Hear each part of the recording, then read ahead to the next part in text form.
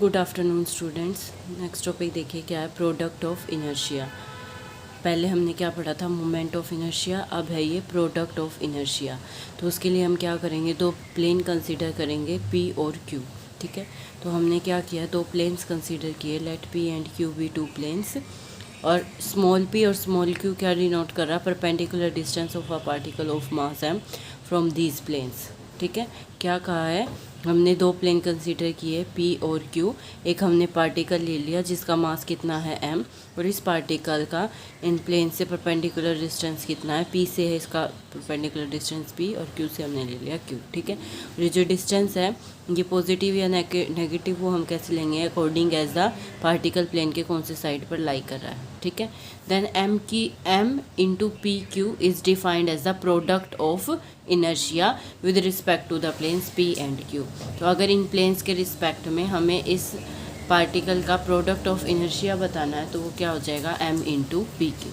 ठीक है, for a system of particles product of inertia क्या हो जाएगा, फिर से हम हर एक इंडिविजुअल, अगर सिस्टम का निकालना है तो उसके जितने भी पार्टिकल्स हैं उनका इंडिविजुअली हम प्रोडक्ट ऑफ इनर्शिया निकाल के उनका क्या कर देंगे, सम कर देंगे। ठीक है, तो वो क्या हो जाएगा, product of inertia of the system. उसके बाद आगे देखिए क्या है, let O x Y Z be the rectangular axis, then moment of inertia of a system of particles about the coordinate axis. Moment of inertia हमने पढ़ा था, system का मोमेंट ऑफ इनर्शिया भी पढ़ा था, लेकिन अब किसके अबाउट निकाल रहे हैं हम, वहाँ किसी लाइन के अबाउट निकाल रहे थे, यहाँ वो लाइन पर्टिकुलर हम एक्स एक्सिस, वाई एक्सिस और जेड एक्सिस के अबाउट निकाल रहे हैं। तो वो कैसे निकलेगा, पहले मान लीजिए हम मोमेंट ऑफ इनर्शिया निकाल रहे हैं अबाउट एक्स एक्सिस, तो उसको हम किससे डिनोट करेंगे, कैपिटल ए से डिनोट करेंगे। वो किसके इक्वल आएगा, summation M into Y square plus Z square. ऐसा क्यों है, क्योंकि जिस पार्टिकल का आप मोमेंट ऑफ इनर्शिया, अगर आप एक्स एक्सिस के अबाउट निकाल रहे हो तो इसका मतलब क्या होगा कि एक्स वाला कोऑर्डिनेट तो ज़ीरो हो जाएगा, तो 0 वाई जेड। ठीक है, तो परपेंडिकुलर डिस्टेंस कैसे निकालते थे, underroot X square plus Y square plus Z square. X तो क्या हो जाएगा 0, तो परपेंडिकुलर डिस्टेंस कितना निकलेगा, underroot Y square plus Z square. ठीक है, और यहाँ क्या आता था एम आर स्क्वायर, तो आर स्क्वायर जब करोगे तो अंडरूट हट जाएगा, तो एक्स एक्सिस के अबाउट मोमेंट ऑफ इनर्शिया क्या निकलेगा, M into Y square plus Z square, और पूरे सिस्टम का निकाल रहे हो तो इसके ऊपर समेशन आ जाएगा। सिमिलरली वाई एक्सिस के अबाउट निकालोगे तो वाई वाला कंपोनेंट हट जाएगा, और जेड एक्सिस के अबाउट निकालोगे तो जेड वाला कंपोनेंट हट जाएगा। और इनके लिए नोटेशन यही रखेंगे हम, कैपिटल ए बी सी। अगर तो आगे ये नोटेशन आए तो आपको ध्यान रखना है ये नोटेशन किसकी है, जहाँ पर स्मॉल एम क्या लेते हैं, मास ऑफ द पार्टिकल, और एक्स वाई जेड क्या है, उसके कोऑर्डिनेट्स हैं। ठीक है, summation x tends over all the particles of the system. जो समेशन लगाया गया है वो किसके लिए है, ओवरऑल जितने भी पार्टिकल्स हैं सिस्टम के लिए, सबके लिए। और अगर प्रोडक्ट ऑफ इनर्शिया निकालना है with respect to coordinate planes, X Y plane, Y Z plane, Z X plane, इन तीनों प्लेन्स के अबाउट अगर हमें प्रोडक्ट ऑफ इनर्शिया निकालना है तो वो देखिए हम उनको हम नोटेशन क्या देंगे, पहले देखिए प्रोडक्ट ऑफ इनर्शिया अगर हम निकाल रहे हैं with respect to plane X Z या फिर एक्स वाई, ठीक है, दोनों का इक्वल होगा। अगर एक्स जेड के अबाउट निकाल रहे हैं तो उसको नोटेशन दे दी डी, एक्स वाई के अबाउट अगर प्रोडक्ट ऑफ इनर्शिया निकाल रहे हैं तो उसके लिए नोटेशन क्या दे दी एफ, और दोनों ही किसके इक्वल आएगा, summation M into Y Z के। ठीक है, इसी तरीके से अगर product of inertia with respect to plane Y Z या फिर एक्स वाई के अबाउट निकाल रहे हैं तो वो किसके इक्वल, उसके लिए नोटेशन ध्यान रखनी। पहले तो आपको अगर वाई जेड प्लेन के अबाउट आप प्रोडक्ट ऑफ इनर्शिया निकाल रहे हो तो उसके लिए नोटेशन रखोगे ई, और अगर एक्स वाई प्लेन के अबाउट इनर्शिया निकाल रहे हो तो उसके लिए नोटेशन क्या रखोगे, जी। ठीक है, और वो किसके इक्वल आएगा, summation M into X Z. तो आपको ये ध्यान रखना है आगे नोटेशंस, अगर आप डी या फिर एफ नोटेशन ले रहे हो तो इसका मतलब आप प्रोडक्ट ऑफ इनर्शिया किन प्लेन्स के रिस्पेक्ट में निकाल रहे हो, एक्स जेड और एक्स वाई प्लेन के। और ऐसे ही अगर आप वाई जेड और एक्स वाई प्लेन के अबाउट प्रोडक्ट ऑफ इनर्शिया निकाल रहे हो तो वो किसके इक्वल आएगा, summation M into X Z के। इसी तरीके से अगर आप product of inertia with respect to plane Y Z और एक्स जेड निकालोगे तो वो किसके इक्वल आएगा, summation M into X Y के, और उसके लिए नोटेशन क्या है, एफ एच। जैसे आपने डेफिनेशन में पढ़ा पी और क्यू दो प्लेन थे और उनके अबाउट आप प्रोडक्ट ऑफ इनर्शिया निकाल रहे थे सिस्टम का, तो हम एक पार्टिकल का निकाल के फिर हर एक पार्टिकल का निकाल के उसके ऊपर समेशन लगा रहे थे। वहाँ पर डिस्टेंस प्लेन से क्या था, पी और क्यू, ठीक है, और पार्टिकल का मास क्या था m। तो हमारे पास प्रोडक्ट ऑफ इनर्शिया आया था समेशन m/p/q। ऐसे ही इन प्लेन्स के अबाउट है, इन प्लेन्स से जब आप इनका डिस्टेंस निकालोगे, ठीक है, और फिर उसको m से मल्टीप्लाई करोगे और पूरे सिस्टम के लिए उसके ऊपर क्या लगा दोगे, समेशन लगा दोगे। कॉन्टीन्यूस डिस्ट्रीब्यूशन ऑफ मैटर के लिए समेशन को हम किससे रिप्लेस कर देते हैं, इंटीग्रेशन से। नेक्स्ट आर्टिकल है theorem of parallel axis for moment of inertia. Theorem of parallel axis है ये मोमेंट ऑफ इनर्शिया के लिए। एक हम पढ़ेंगे थ्योरम ऑफ परपेंडिकुलर एक्सिस। पहले थ्योरम ऑफ पैरेलल एक्सिस देखिए क्या कहती है। If moment of inertia of a body of mass m with respect to planes through its center of mass is a bar, then a moment of inertia with respect to parallel plane is this। उसने क्या कहा है, अगर moment of inertia एक body of मास जिसका मास कितना है, capital M, अगर उसका मोमेंट ऑफ इनर्शिया निकाल रहे हैं विद रिस्पेक्ट टू प्लेन्स, जो कि किससे पास कर रहा है, थ्रू इट्स सेंटर ऑफ मास से, तो उसके अबाउट तो उसका मोमेंट ऑफ इनर्शिया इसने ले लिया a बार, ठीक है। देन ए किसका लिया है, moment of inertia with respect to parallel planes का, तो वो किसके इक्वल आएगा, a किसके इक्वल आएगा, a bar plus mh1 square, ठीक है।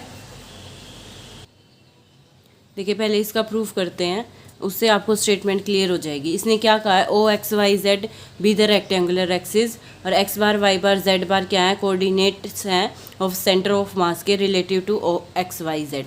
क्या कहा है उसने, हमने ओ एक्स वाई जेड एक सिस्टम ले लिया, ठीक है, और उसके बाद हमने जी एक पॉइंट लिया जिसके कोऑर्डिनेट लिए एक्स बार वाई बार और जेड बार, जो कि क्या है, किसके कोऑर्डिनेट है, सेंटर ऑफ मास के रिलेटिव टू दिस सिस्टम, ठीक है। उसके बाद इसने क्या कहा है, let x I Y I Z i एक कोऑर्डिनेट ये लिए जो कि किसके कोऑर्डिनेट है, पार्टिकल ऑफ द बॉडी के रिलेटिव टू जो आपने O x Y z system लिया है, ठीक है। और एक सिस्टम आप लोगे G x dash y dash z dash, और उसके अबाउट उसी पॉइंट के कोऑर्डिनेट हमने डैश में ले लिए X I dash Y I dash Z I dash. देखिए किस तरीके से, पहले हमारे पास सिस्टम था ये ओ एक्स वाई जेड, ठीक है, और ओ इसका सेंटर था। जी हमने क्या लिया है, जी हमने यहाँ पर इसका क्या लिया है, सेंटर ऑफ मास लिया है, ठीक है, जिसके कोऑर्डिनेट लिए हैं x bar y bar z बार। तो हमने क्या किया, इस सिस्टम को इस पर शिफ्ट कर दिया, जी को एज अ ओरिजिन मानकर हमने इस सिस्टम को शिफ्ट कर दिया। तो अब जो नई कोऑर्डिनेट एक्सिस आई वो हमने क्या ले ली, जी एक्स डैश जी वाई डैश और जी जेड डैश, ठीक है। तो हमने जो हमारा जो पॉइंट था उस पॉइंट के कोऑर्डिनेट अगर हम इस सिस्टम के रिस्पेक्ट में देखें तो वो हमने लिए हैं एक्स आई वाई आई और जेड आई, और नए सिस्टम के रिस्पेक्ट में हमने इसको किससे डिनोट कर दिया, X I dash Y I dash और जेड आई डैश से, ठीक है। उसके बाद हम एक्स आई वाई आई और जेड आई की वैल्यू निकालेंगे। पहले एक्स आई की वैल्यू देखिए, इसने कहा एक्स आई की वैल्यू आएगी x bar plus x I dash. वो क्यों आएगी, क्योंकि ये इसका कोऑर्डिनेट है x bar y bar z बार, तो इसका मतलब इसका ओ से अगर मैं ये डिस्टेंस देखूं तो ये डिस्टेंस कितना बनेगा, एक्स बार, ठीक है। इसी तरीके से वाई एक्सिस पर देखूंगी तो बनेगा वाई बार और जेड एक्सिस पर जेड बार, ठीक है। अब मैं एक्स आई की वैल्यू निकाल रही हूँ, तो एक्स आई की वैल्यू इस सिस्टम के रिस्पेक्ट में है तो वो कितनी बनेगी, एक्स बार और प्लस यहाँ से यहाँ तक की कितनी बन जाएगी, एक्स आई डैश। तो टोटल एक्स आई किसके इक्वल आ जाएगा, x bar plus x I dash के। सिमिलरली आप वाई आई वैल्यू और जेड आई की वैल्यू निकाल दोगे। फिर हमने कंसीडर किया ए यहाँ पर क्या है, मोमेंट ऑफ इनर्शिया है सिस्टम का, किसके रिस्पेक्ट में, एक्स एक्सिस के रिस्पेक्ट में। अभी मैंने पीछे प्रोडक्ट ऑफ इनर्शिया के बाद आपको नोटेशन बताई तो मैंने कहा था ये ध्यान रखते हैं ए बी सी किसके लिए, मोमेंट ऑफ इनर्शिया किसके अबाउट, एक्स एक्सिस के अबाउट, ये वाई एक्सिस के अबाउट और ये जेड एक्सिस के अबाउट। तो हमने moment of inertia x axis के अबाउट कंसीडर किया। ये पीछे मैं बता चुकी हूँ क्या आया था formula, summation M into Y square plus Z square. अब यहाँ हर एक पार्टिकल के लिए लिख रहे हैं तो summation M I Y I square plus Z I square. अब यहाँ से वाई आई और जेड आई की वैल्यू इसके अंदर क्या कर दो, पुट कर दो। पुट करने के बाद इनका होल स्क्वायर खोलो, ए प्लस बी होल स्क्वायर का फॉर्मूला लगाओ तो आपके पास ये आ जाएगा।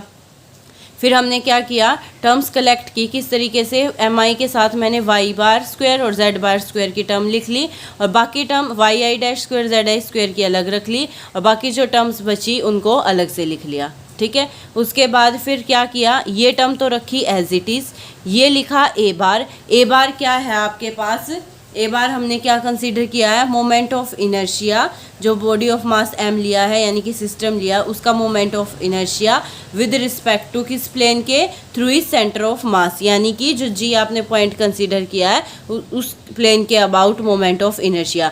और आप हमने X I dash, Y I dash, Z I dash वही तो कोऑर्डिनेट्स लिए थे किस सिस्टम के रिस्पेक्ट में, ये जो हमने जो सेंटर ऑफ मास से पास कर रहा था उस सिस्टम के रिस्पेक्ट में कंसीडर किए थे। ठीक है, तो इसका मतलब अगर हम X I, Y I, Z I के रिस्पेक्ट में कंसीडर कर रहे हैं तो वो ए बनेगा, moment of inertia about x axis, और अगर डैश वाला ले रहे हैं तो वो उसको किससे डिनोट किया है, ए बार से। ठीक है, और ये जो नया और जो बाकी जो टर्म्स बची हैं वो क्या हो जाएंगी, ज़ीरो हो जाएंगी। क्यों, by centroid property of mechanics से हमारे पास ये तीनों टर्म्स, ये जो आपके पास दोनों टर्म्स हैं वो क्या हो जाएंगी, ज़ीरो हो जाएंगी।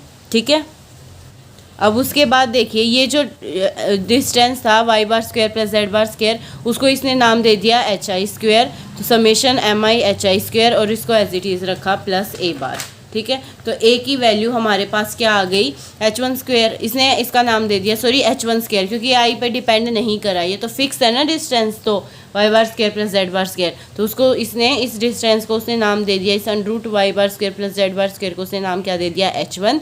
तो ये हमारे पास अगर दोनों तरफ स्क्वायर करूँगी तो इसकी वैल्यू आ जाएगी एच वन स्क्वायर। ठीक है, आई पर डिपेंड नहीं करा था तो समेशन से बाहर निकाल दिया, और प्लस ए बार, और समेशन एम आई को क्या नाम दे रखा है, पूरे सिस्टम का मास कितना है, कैपिटल एम, तो इसकी वैल्यू क्या हो जाएगी, कैपिटल एम।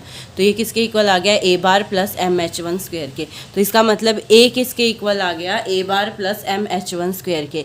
इसका मतलब हमने थ्योरम ऑफ पैरेलल एक्सिस से क्या प्रूव किया कि अगर हम मोमेंट ऑफ इनर्शिया निकाल रहे हैं एक प्लेन के अबाउट, ठीक है, यानी कि इस एक्स एक्सिस के अबाउट, तो वो किसके इक्वल आएगा हमारे पास, a bar plus M H one square. और ए बार क्या है, इसी के पैरेलल हमने एक प्लेन लिया है जो कि किससे पास कर रहा है, सेंटर ऑफ मास से ही पास कर रहा है। ठीक है, इसी के पैरेलल हमने ये प्लेन लिया था, तो उसमें जो एक्स एक्सिस है उसके अबाउट जो moment of inertia this plus M H one square इसके इक्वल आएगा। उसके बाद नेक्स्ट है थ्योरम ऑफ परपेंडिकुलर एक्सिस।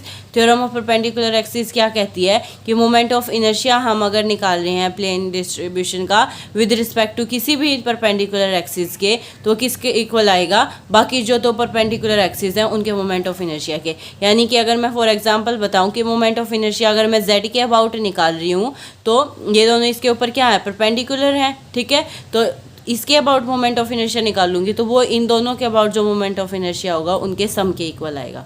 ठीक है, जैसे कि अगर moment of inertia x axis के अबाउट आपसे पूछा जाए तो किसका इक्वल आएगा, sum of moment of inertia about y axis और जेड एक्सिस। ठीक है, ये होती है थ्योरम ऑफ परपेंडिकुलर एक्सिस। तो इसके प्रूफ के लिए भी हमने पार्टिकल ले लिया जिसका मास क्या ले लिया, एम आई, जो कि situated at point x i comma y i, इस पॉइंट पर सिचुएटेड है जिसके ये कोऑर्डिनेट्स है। देन मोमेंट ए मैं निकालूँ अगर moment of inertia x axis के अबाउट, तो वो क्या बनेगा, summation M I Y I square. ठीक है, और अगर मैं इसके अबाउट निकालूँ, वाई एक्सिस के अबाउट निकालूँ, तो वो क्या आएगा, summation M I x I square. ठीक है, क्योंकि कोऑर्डिनेट सिर्फ एक्स आई और वाई आई है, हम सिर्फ प्लेन की बात करें, स्पेस की बात नहीं करें, तो जेड आई स्क्वायर वाला कंपोनेंट यहाँ नहीं लेंगे। अब सी अगर मैं निकालूँ इज इक्वल टू समेशन, वो आपके पास क्या आएगा, अगर मैं इसके अबाउट निकालूंगी तो summation M I into X I square plus Y I square. देखिए फॉर्मूला क्या था, अगर आप जेड एक्सिस के अबाउट मोमेंट ऑफ इनर्शिया निकाल रहे हो तो बनेगा summation M into X square plus Y square. तो ये बन गया summation M I into X I square plus Y I square. दोनों को सेपरेट करो तो ये तो किसके अबाउट था, वाई एक्सिस के अबाउट, ये किसके अबाउट था, एक्स एक्सिस के अबाउट था, तो इनके सी किसके इक्वल आ गया, ए प्लस बी के। तो यानी कि अगर मैं moment of inertia z axis के अबाउट निकाल रही हूँ तो किसके इक्वल आएगा, sum of moment of inertia of that system about x axis and y axis.